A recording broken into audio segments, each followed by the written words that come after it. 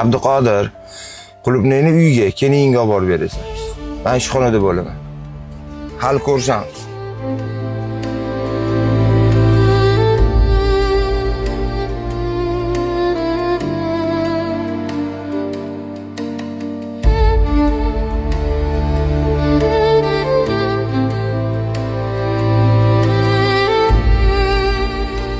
Yaxshi keldingizmi adasi? Ha, rahmat. Yaxshi o'tiribsizlarmi? Qani bolalar kelishmadimi hali? Yo'q, hali kelishmadi. Ha. Men qara onasi boyga berib olgan qulupnayim bor-ku. O'shandan olib kel, yeymiz ikkalamiz maza qilib. Voy, u qulupnaychi.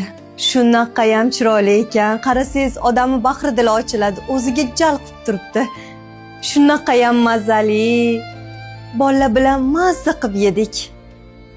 Qolmadi. Men o'zim ham ko'zim ko'rib quvnavdi-da. O'zi ma'lum edi chiroyliligi, shirinligi. Men uchun 4 ta dona olib qo'ymadinglarmi?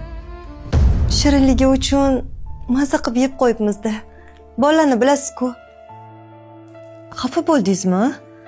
Bozorga tushsangiz, tonnalab qulupnay sotib olishga qurbingiz yetadi-ku. Ya bo'ldi, oyisi tushundim.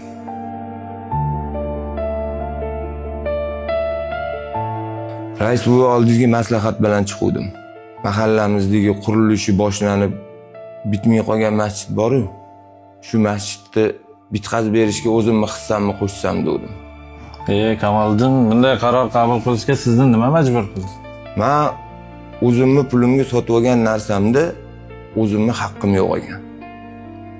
Bugun bozordan ko'zimga chiroyli ko'rinib qulupnay sotib oldim. Yordamchimdan uyga berdirib yubordim. Kechqurun oilam bilan yeymiz deb. Uyga kelsam, na farzandlarim, na ayolim meni eslashmagan. Menga 2 dona ham olib qo'yishmagan.